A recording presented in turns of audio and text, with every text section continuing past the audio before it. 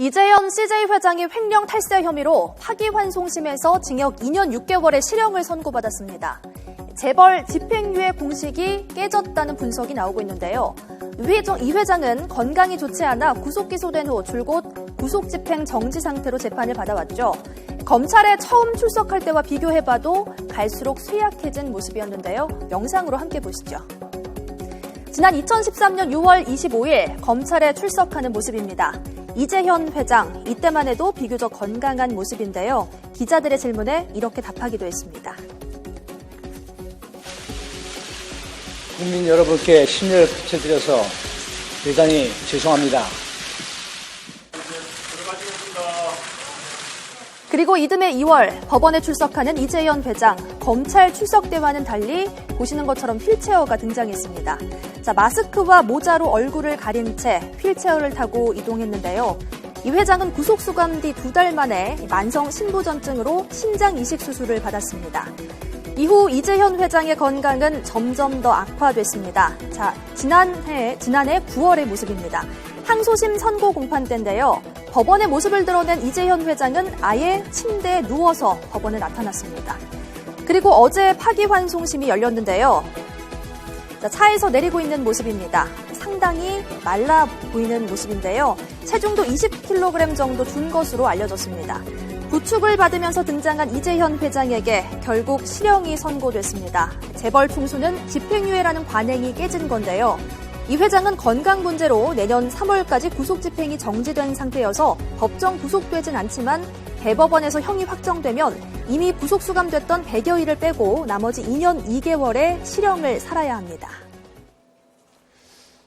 네, 지금 이재현 CJ그룹 회장의 그동안의 출석 모습 연변 앵커가 정리를 해드렸습니다만 건강이 좋지 않은 상황이고요. 최근 아버지 돌아가신데도 제대로 못 가본 상황이었습니다. 그래서 다들 요번에 좀 이렇게 생각을 했는데 그렇지 않은 것 같습니다. 법원의 판단에 대해서 이렇다 저렇다 얘기하기 전에 일단 요거 하나만 여쭤볼게요. 우리나라 지방법원 있죠, 고등법원 있죠, 대법원 있습니다. 지방법원에서 항소하고 올라가서 계속 그러면 나중에 대법원에서 물론 법률심입니다만 이거 좀 아닌 거니까 다시 한번 생각해봐라고 돌려보내는 게 파기환송이에요. 그럼 네, 보통의 상식이라면 고법에서는 좀 많이 바뀔 것 같다라고 하는데 그렇지 않을 수도 있네요. 그렇습니다. 근데 사실 상당히 많이 바뀌었습니다. 지난번 그 파기환송심 전에 있었던 그 고등법원 같은 경우에는 징역 3년에 벌금 252억이었는데요. 예. 아시다시피 대법원 가서 배임의 액수 부분을 산정하기 어렵다라는 취지에서 그 부분을 새로 심리를 해라라고 보냈는데 결국 이번에는 징역 2년 6월을 선고를 했기 때문에 6개월 정도 특히 이재현 회장에게는 상당히 의미 있는 기간일 수밖에 없는 것인데 물론 본인들 입장에서는 아쉽고 하겠지만 현실적인 우리가 실무 관행을 봤을 때는 그 정도도 변호사분들이 열심히 했는 것이고 재판부가 상당 부분 그와 같은 어떤 사정을 받아들여줬다 이렇게 볼 것 같은데요. 예. 현실적으로 지금 징역 2년 6개월 같은 경우에는 지금 얘기하고 있는 이른바 공소사실, 범죄 사실에 비했었을 때는 결코 그렇게 높은 것이라고 보기는 어렵다 이렇게 볼 수가 있을 것 같습니다. 그렇군요. 대법원에서 고등법원으로 파기환송한 취지를 보면은요. 예. 취지는 이렇습니다. 그러니까 배임액을 예전에 고등법원에서 배임액을 한 309억 원 정도로 잡았습니다. 그런데 그 309억 원이 대법원에서 이제 제가 좀 쉽게 말씀을 드리면 309억 원의 액수가 좀 불분명하다. 이 액수를 다시 산정해야겠다. 왜냐하면 배임액이 5억 원이 넘어가면 특정 경제범죄 가중처벌법에 의해서 좀 더 중하게 처벌받습니다. 근데 이 액수가 애매하니 이거는 법리가 좀 오해가 있다 라면서 고등법원에 다시 돌려보냈어요. 예. 그래서 고등법원에서는 사실관계는 변한 게 전혀 없습니다. 사실관계는 그대로 둔 채 적용법을 법리만 형법으로 바꿨습니다. 형법은 금액에 제한이 없습니다. 형법으로 바꾸면서 실형 3년을 실형 2년 6개월을 6개월 줄여준 거죠. 어찌 보면은 고등법원은 대법원의 파기환송 취지를 그대로 따랐다고 볼 수 있고요. 다만 집행유예를 내려주지 않은 이유, 실형을 선고한 이유에 대해서 이번 고등법원에서 조금 따끔하게 얘기를 했죠. 이번 배임이 어떤 개인적 이익을 위한 것이었다. 이번 범죄가 따라서 이런 좀 비난의 가능성이 크다라는 점을 고려했고요. 사람들이 집행유예를 가장 많이 생각했던 게 그런 대법원의 파기도 있었지만은 이재현 회장 몸이 굉장히 안 좋죠. 건강이. 예. 지금 계속 구속 집행 정지 계속 그 기간 중에 있고 몸이 안 좋은데 이번에 이 재판에서는 몸이 안 좋은 거는 집행의 문제지 이 사람의 이 실형의 그 양을 줄여줄- 실형인지 그렇죠. 그것은 집행에서 이 사람이 계속 집행을 받을 수 있는지 없는지의 문제지 이 사람의 어떤 범죄의 범죄가 중하다 경하다를 논할 것은 아니라고 실제로 그 보시면 형법 같은 형법 51조에 보면 양형의 기준이 있습니다. 예. 무슨 말이냐면은 형을 정함에 있어서 그거는 범인의 연령, 성행, 지능, 환경을 고려를 하지 거기에 건강을 고려하라라는 요건이 들어있질 않습니다. 아하. 그렇기 때문에 이번에 재판부에서도 피고인의 건강에 대해서도 굉장히 고민을 했지만 그것은 형을 선고하는 양형, 형의 가중 정도의 문제가 아니고 나중에 형이 집행되고 나면은 그 교도소에 그러니까, 있으면서 예. 어떻게 집행할지의 문제다. 이렇게 지금 판단을 했는 것 쉽게 같습니다. 말해서 지금 이렇게 2년 6개월 선고받았는데 많이 아프시다면 병원 가서 치료받고 오세요. 그 다음에 또 그 남은 형 집행을 사세요. 네. 좀 그런 얘기 아니겠습니까? 네네, 문제는 CJ그룹이 상당히 충격을 많이 좀 받았을 것 같고요. 그리고 다른 이제 재벌 관련 총수들 재판도 좀 있습니다만 이런 거에도 이 법원의 엄한 법 집행 이게 크게 바뀌지 않은 것 같아요. 실제 그렇습니다. 예전 같은 경우에는 이른바 3년, 5년 룰이라고 했었죠.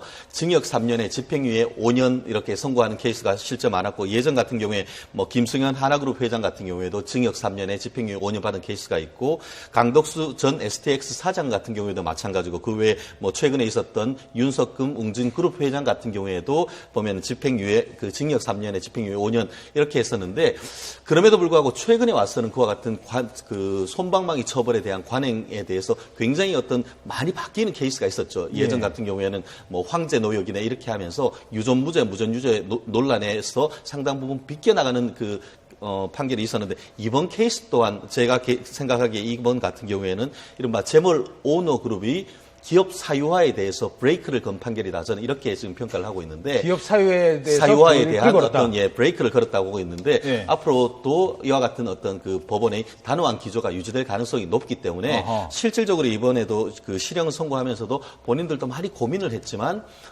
경제 질서를 바로세우고 앞으로 이와 같은 재벌 그룹의 범행이 재발되는 것을 방지할 그럴 목적이 더 크다 이런 취지를 판결했기 때문에 재벌 기업이 앞으로 상당 부분 고려해야 될 그런 판결이 아닌가 생각을 합니다. 예.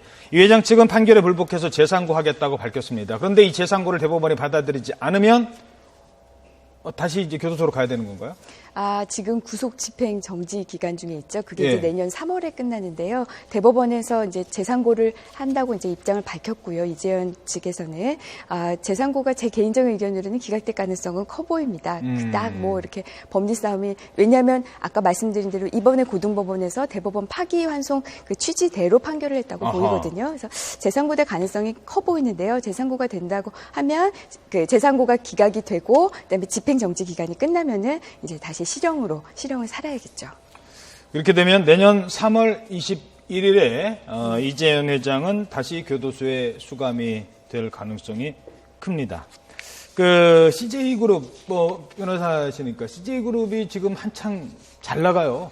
제가 이렇게 표현하는 게 좀 적절한지 모르겠습니다만 CJ그룹이 방송이나 다른 사업 중에서는 되게 큰 영향력을 이제 펼치고 있는데 이렇게 되면 CJ그룹의 운영에도 큰 타격을 받을 것 같습니다. 그렇습니다. 실질적으로 CJ그룹 같은 경우에는 지금 막막하고 참담하다 이런 반응을 밝혔는데요. 실제로 2013년 이전, 2013년 5월에 수감이 됐었는데 그 이전 같은 경우에는 매년 두 자릿수 성장을 계속 해오다가 이 이재현 회장이 수감된 다음에는 작년 같은 경우에는 한 4% 정도 성장해서 전체적인 성장률이 곤두박질 치고 또 기업 총수가 그렇다 보니까 인사라든가 장기 계획을 제대로 세우지 못한다는 그렇죠. 장기 계획을 못 세운다는 거 아니에요? 그런 어려움이 있는데 아시다시피 우리나라 이 CJ그룹 정도라고 하면 전 세계적인 기업이고 그렇다고 하면 한 사람에 의한보다는 어떤 시스템에 의해서 굴러가도록 해야 되는데 그럼에도 불구하고 어쨌든 총수가 그렇게 있고 대안이 없다는 점에서 상당히 어려운 점이 있다 이런 토론을 하고 있는 것 같습니다. 알겠습니다. 네, 지금까지 최진영 변호사, 임방글 변호사였습니다. 두 분 고맙습니다.